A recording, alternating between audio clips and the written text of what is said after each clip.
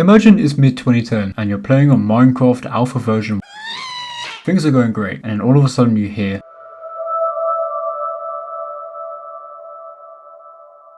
this sound all made us scared 16 years ago and still to this day unnerves us in spite of all the evidence of the unknown being proven to be fictitious. But what if they weren't theories? What if Minecraft really did have an entity in it controlled either by a real person or programmed into the code and we just didn't know at the time? The YouTube channel Caedes has uploaded 8 videos in the span of a week, and by the time I've edited this video, I can only think that more has been uploaded.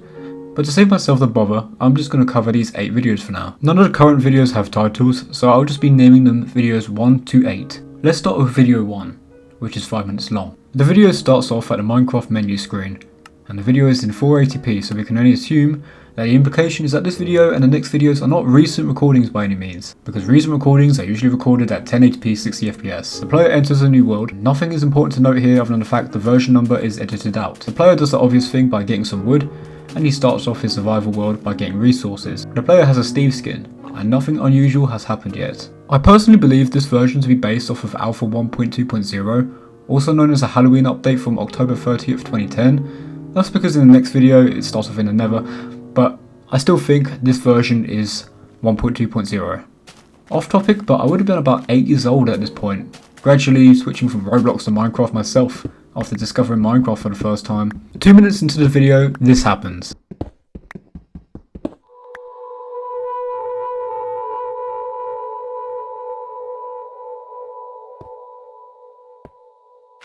This is cave2.ogg, which usually sounds like this.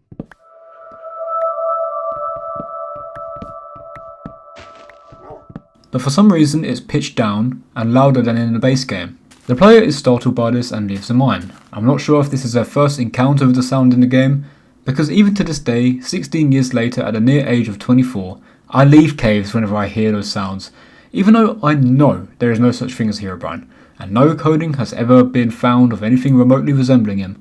It still terrifies me. The player builds a house around a mine. There are a few transitions in this video, so it's not like the person uploading it is trying to portray this video as raw footage, but I thought I'd just note that. Not long after building the house, this happens.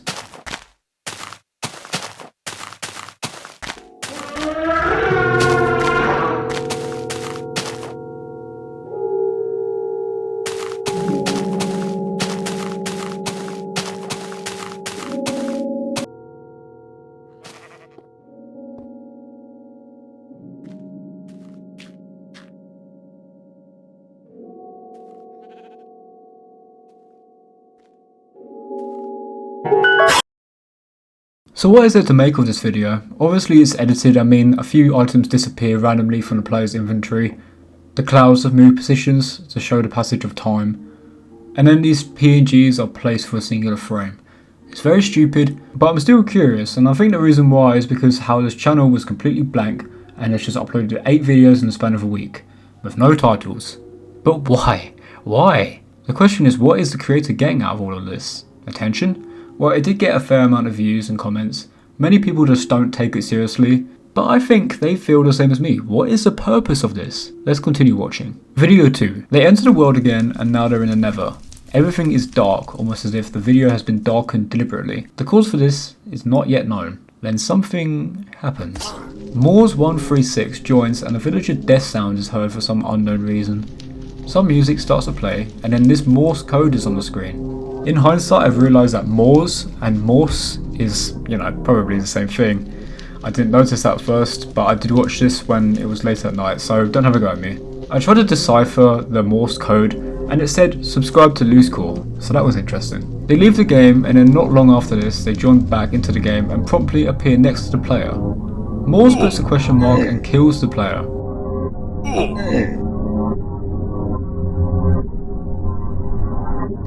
Then we get this. Minecraft detected a conflict in the level save data. This could be caused by 2 copies of the game accessing the same level. To prevent level corruption, the current game has quit. There isn't much to say about this video other than the fact it's at least less obvious than the first one. But let's move on to the next video. Video 3. This video starts off back in the overworld, and the player comes across some cobblestone structures. I wonder who placed them there. The player spots an island with a crucifix, and then this happens.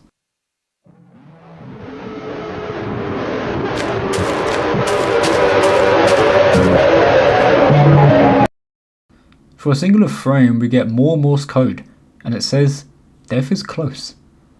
Not much to say about this video other than the fact it's edited slightly better than the first one. Video 4. Player appears right where he left off, but the crucifix structure is gone, as well as the other stone structures. But that doesn't last long. I'm skipping over most of the video because it's basically unwatchable just to how dark it all is. I mean, I can't really see anything. And then the player finds a sign that reads, "Bring us a sacrifice and we will demonstrate the truth with a flute." Then the video cuts to the stick animation with some latitude and longitude, which I found rather interesting because if you put this in Google Maps, then it leads to the Franciscan Chapel of Apparition, a Christian church in Jerusalem. Now we're starting to see a pattern here. It seems like this series is about Christianity. Let's continue watching. So the video ends with that picture as the last frame. It's obvious that the editor is trying to spook us with editing tricks, something that is not uncommon with ARGs. It's also not uncommon for Minecraft ARGs to use Christianity to make things seem scary. I'm not going to comment on any of that, so let's watch the next video. Video 5. The video starts off with the player on a wooden crucifix in the water, with some creepy music behind it. Primum joins the game, and it seems we are now in the perspective of Morse. Primum posts some hexadecimal mumbo jumbo and leaves the game. Morse gets harassed by Sony Vega's editing tricks, and is teleported to a dark world. Nothing happens until later on in the video. It seems that the player comes across another crucifix or cobblestone structure, and then this happens.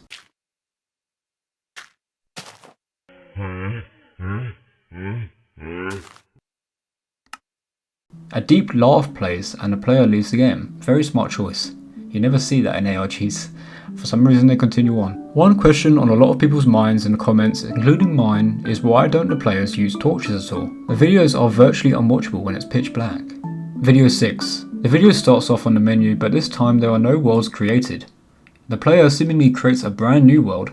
Now something that isn't edited in for once caught me off guard because look at this.